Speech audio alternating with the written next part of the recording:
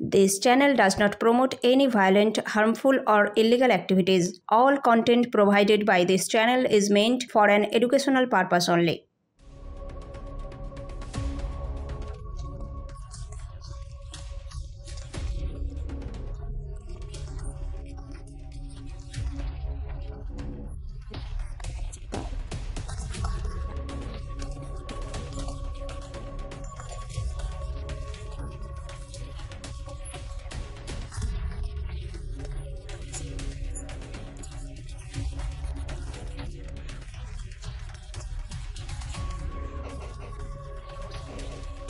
একাধারে তিনি আইনজীবী, কখনো তিনি চিকিৎসক, আবার এখন দাবি করছেন তিনি মহাকাশ বিজ্ঞান নিয়েও পড়াশোনা করেছেন। তিনি আর কেউ নন, তিনি আমাদের বাংলার মুখ্যমন্ত্রী তৃণমূল সুপ্রিমো মমতা বন্দ্যোপাধ্যায়। তার বক্তব্যে এমনটাই স্পষ্ট হলো।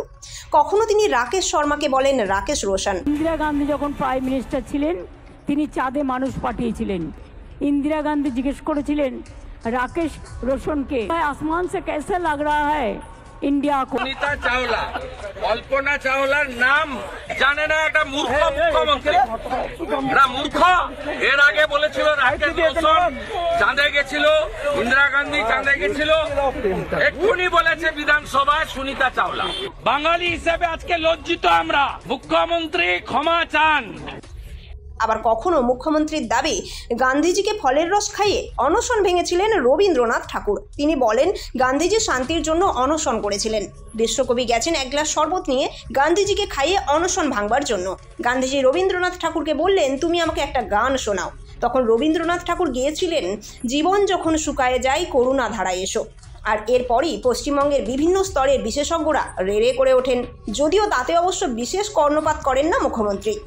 মুখ্যমন্ত্রীর এই বক্তব্যের পর সেই সময় বিশেষজ্ঞরা জানিয়েছিলেন রবীন্দ্রনাথের মৃত্যু হয় 1941 সালে, আর গান্ধীজি কলকাতায় অনশন করেছিলেন 1947 সালে। ফলে রবীন্দ্রনাথের পক্ষে শরবত খাইয়ে গান্ধীজির অনশন ভাঙানো সম্ভব নয়। ইতিহাস বিকৃত করছেন মমতা। শুনুন, আমি গুজরাটি ভাষায় আমি জানি, আমি কথা বলতে পারি। আমি ভিয়েতনামি ভাষা জানি, ইয়েস। আমি যখন ভিয়েতনামে গিয়েছিলাম ভিয়েতনামি শিখেছিলাম। আমি রাশিয়ান ল্যাঙ্গুয়েজ কিছু জানি, কারণ আমি রাশিয়ায় 3 বার গেছি, আমি শিখেছি একটু। আমি নাগামিজ জানি, কারণ আমি নাগাল্যান্ডে অনেকদিন কাজ করেছি।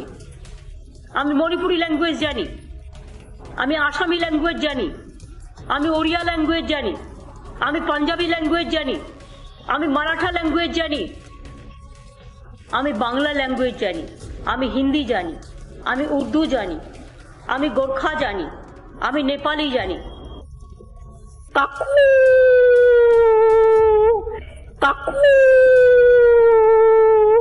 I asked somebody, what is your name? They said, just like a music rhythm. They said, Koo. The people name, they said, Taku. It is just like a music rhythm. Taku. আর এবার সুনিতা উইলিয়ামসকে সুনিতা চাওলা বলে সম্বোধন করে একই রকম কটাক্ষের শিকার হলেন মুখ্যমন্ত্রী। পাশাপাশি মহাকাশচারী সুনিতা উইলিয়ামসের ভারতরত্ন পাওয়া উচিত বলেই মনে করেন মুখ্যমন্ত্রী মমতা বন্দ্যোপাধ্যায়। বুধবার বিধানসভায় সুনিতাদের উদ্দেশ্যে অভিনন্দন বার্তা দিয়ে মমতা বলেন যেভাবে তাঁরা যন্ত্রণা সহ্য করেছেন সে বিষয়ে খোঁজ খবর নিতাম। কথায় কথায় মুখ্যমন্ত্রী এও জানালেন তিনি বর্তমানে মহাকাশ বিজ্ঞান নিয়ে পড়াশোনাও করছেন। গত বছর 5ই জুন মহাকাশে পাড়ি দিয়েছিলেন সুনিতারা।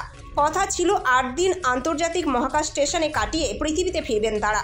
মূলত অতিথি হয়েই মহাকাশে গিয়েছিলেন সুনিতারা, কিন্তু তখনও কেউ ভাবেননি 8 দিনের সফর শেষ হবে 9 মাসে। মহাকাশযানের ত্রুটি দেখা দেওয়ায় বারবার পিছোতে থাকে সুনিতাদের পৃথিবীতে ফেরার তারিখ।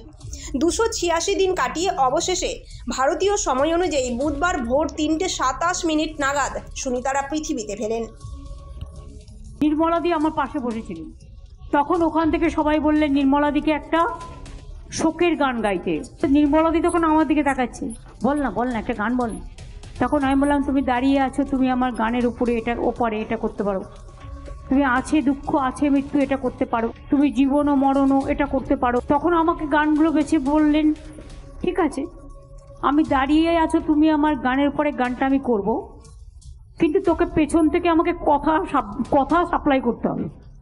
হ্যালো মহা মুশকিল। নির্মলাদি গানটা ধরলেন, আর পেছন থেকে আগের লাইনগুলো আমি বলতে শুরু করলাম।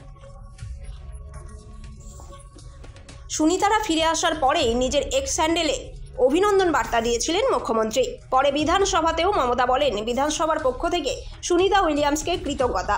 তারা অনেক যন্ত্রণা সহ্য করেছেন। উদ্ধারকারী দলকেও ধন্যবাদ এবং কৃতজ্ঞতা। কল্পনা চাওলাও গিয়েছিলেন, ফিরতে পারেননি। আমরা দেখি প্লেন খারাপ হলে ফিরে আসে। এই মহাকাশযানেরও কিছু গোলমাল ছিল বলে শুনেছি। কল্পনা চাওলাদেরও যেটা হয়, সেই জন্যই এতগুলো মাস সুনিতা উইলিয়ামসদের আটকে থাকতে হয়।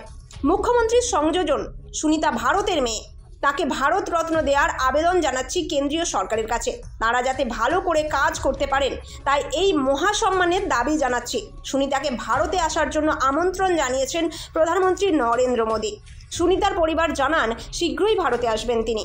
মহাকাশ কন্যাকে অভ্যর্থনা জানাতে সিঙ্গারা পার্টিরও আয়োজন করা হবে। প্রসঙ্গত, সুনিতাই প্রথম নভস্বর যিনি মহাকাশ স্টেশনে সিঙ্গারা খেয়েছেন। তাই ভারতে ফিরতে তার জন্য একটি সিঙ্গারা পার্টিরও আয়োজন করারও পরিকল্পনা সেরে ফেলেছেন পরিজনেরা।